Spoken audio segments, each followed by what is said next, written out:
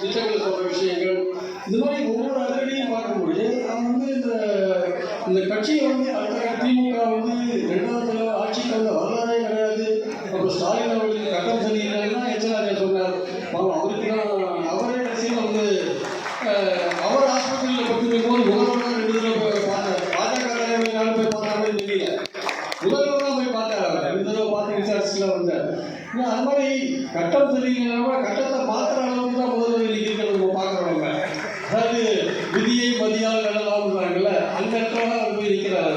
திமுக 2வது ஆட்சிக்கு வரல அப்படின்னா இந்த ஆட்சிக்கு வரலன்னு சொன்னால் அந்த பாயிண்டே தப்பு. 67 ஆட்சிக்கு வந்து 71 திமுக தலைவர் ஆட்சிக்கு வந்தது. அதனால 2வது ஆட்சிக்கு வந்தா அவங்க என்ன சொல்றாங்க, எம்ஜிஆர் போகிறோம் அப்படின்னு ஒரு விஷயத்தை சொல்லுவாங்க. ஸோ அது ஒரு பக்கம் இருக்கட்டும். நம்மளுடைய பாயிண்ட் என்னன்னா வந்து இந்த ஆட்சியை வந்து கொண்டு போகிற சமூக நீதி போன்ற விஷயங்கள், மகளிருக்கான நீதி போன்ற விஷயங்கள், ஈவன் குழந்தைகளுக்கான நீதி.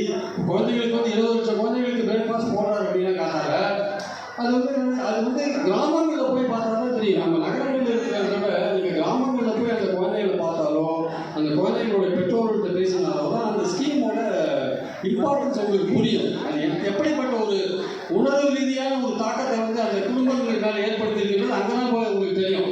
ஸோ அந்த மாதிரி வந்து கிட்டத்தட்ட ஒரு 2 கோடி பேர் வந்து இந்த அரசாங்கத்தினால பயன்படுத்த பல விஷயங்கள் இங்கே நடந்துக்கிறத நம்ம பார்க்குறோம். நம்ம ஸோ அந்த அடிப்படையில் பார்க்கும்பொழுது அந்த நீதி கட்சி ஆரம்பித்து சுயமரியாதைக்கும் திராவிடர்களுக்கும் திமுக அந்த வரிசையில் பார்க்கும்பொழுது கிட்டத்தட்ட இந்த திராவிடியன் மாடல் ஆஃப் கவர்மெண்ட் அப்படின்ற ஒரு விஷயத்தை வந்து முதல்வர் செய்யும்போது பார்க்கும்பொழுது நிச்சயமாக சொல்கிறோம். அது வந்து குஜராத் மாடல்னாங்க, ஒரு காலத்தில் கேரளா மாடல்லாம் சொன்னாங்க. இன்னைக்கு அதெல்லாம் வந்து கிட்டத்தட்ட காலாவதியான ஒரு மாடல் அப்படின்னு இன்னைக்கு திராவிடியன் மாடல் தான் இன்னைக்கு வந்து எல்லாருமே பேசக்கூடிய ஒரு மாடலாக இருக்கிறத பார்க்குறோம். ஸோ இந்த திராவிடியன் மாடல் கவர்மெண்ட் வந்து சமூக நீதிக்கு கொடுக்குற முக்கியம் எல்லோருக்கும் எல்லாம், அனைவருக்கும் அனைத்தும் அப்படின்ற ஒரு விஷயம் தான் முக்கியம்.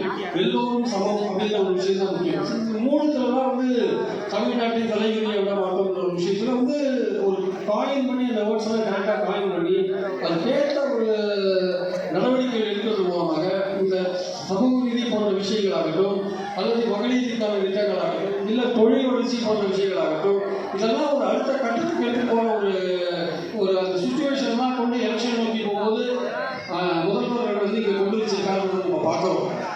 அதனால் வந்து